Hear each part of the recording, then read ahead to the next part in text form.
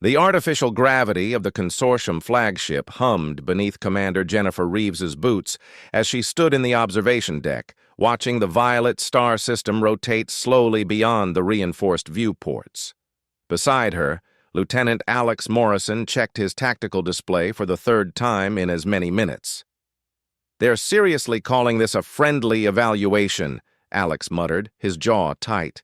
"6 of their best against 6 of ours." Jennifer's reflection in the transparent aluminum showed no emotion, but her fingers drummed once against her thigh, a tell that Alex had learned meant trouble. "The Draconians have never fought humans before.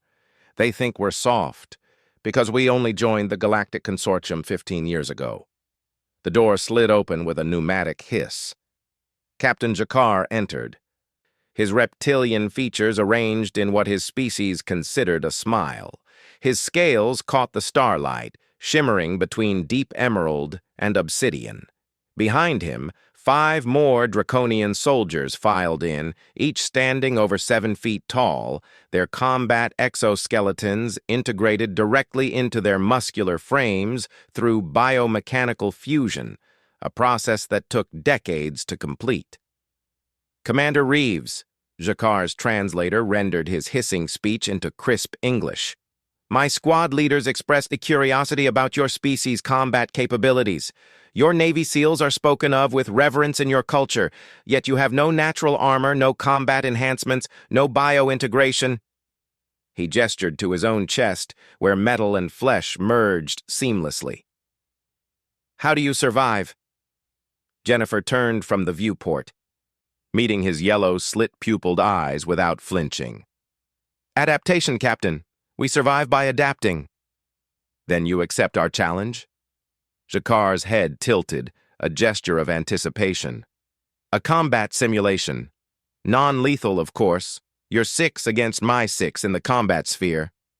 Alex stepped forward. "What are the parameters?" "Standard consortium rules. The sphere will simulate a ruined colony station. 0 gravity sections, atmosphere breaches, limited visibility. First team to eliminate all opponents or secure the objective wins." Jakar's pupils dilated with what Jennifer recognized as draconian excitement. "The objective will be a data core containing strategic intelligence. We've run this scenario against 14 species. We haven't lost yet."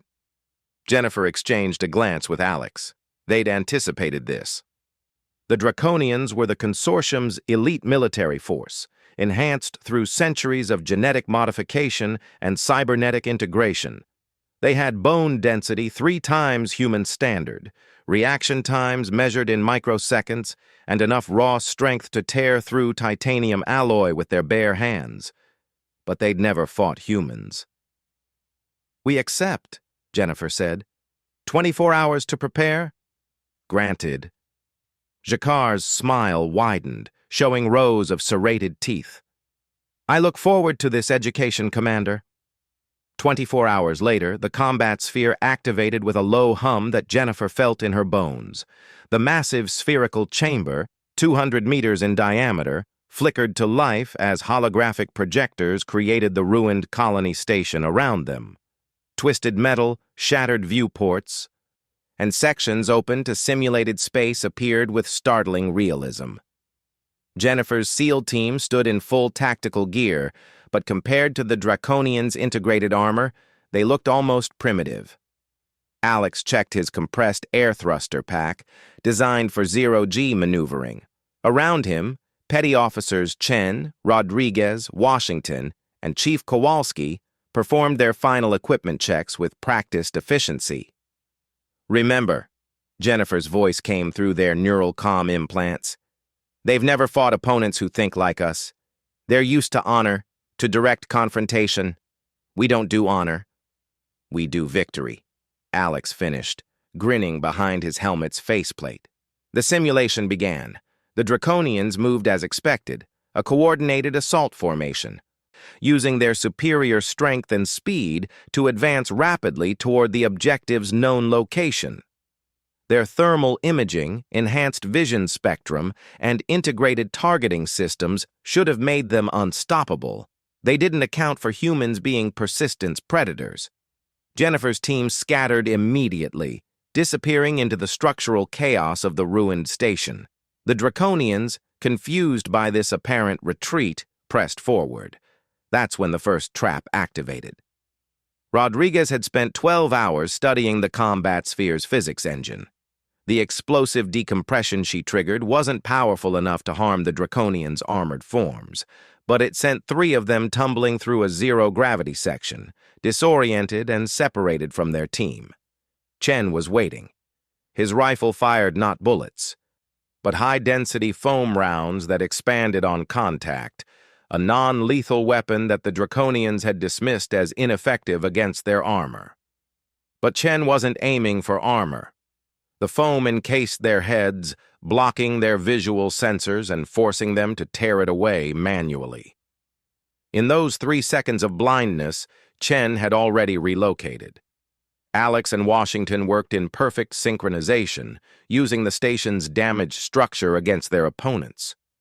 They'd identified stress points in the holographic architecture, places where a precisely placed charge would cause structural collapse.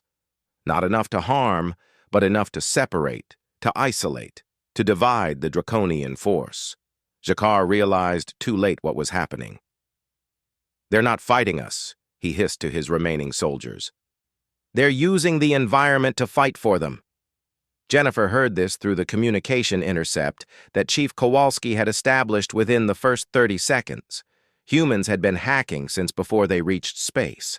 The Draconians' encrypted military channel was sophisticated by consortium standards.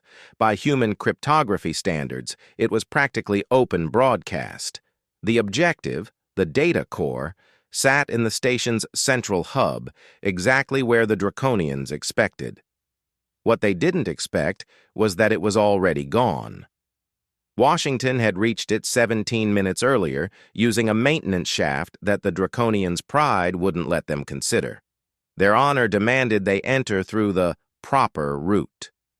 When Jakar finally reached the central hub, he found Jennifer waiting, the data core secured to her tactical vest.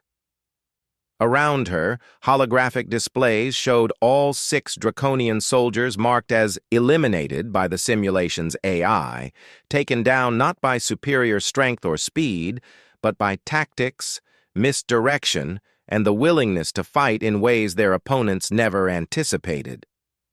"How?" Jakar demanded, his translator crackling with disbelief. Jennifer removed her helmet, her expression neutral, but her eyes sharp. "You asked how humans survive without natural advantages, Captain. We survive because we don't fight fair. We fight smart. We use every tool, every terrain feature, every psychological edge. You've been enhanced for centuries to be perfect soldiers. We've spent millennia learning to kill things bigger, stronger, and faster than us." She walked past him, her team materializing from the shadows of the ruined station like ghosts. "We don't win because we're better warriors, Captain. We win because we're better at war."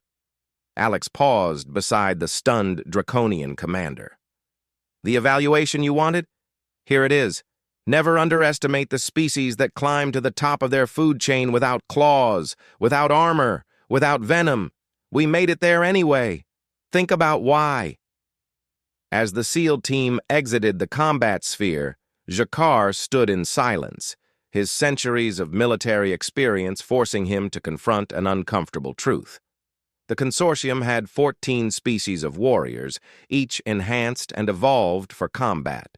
But only one species had weaponized adaptation itself. And that, he realized with growing respect and carefully suppressed fear, made humans the most dangerous soldiers in the galaxy. The end.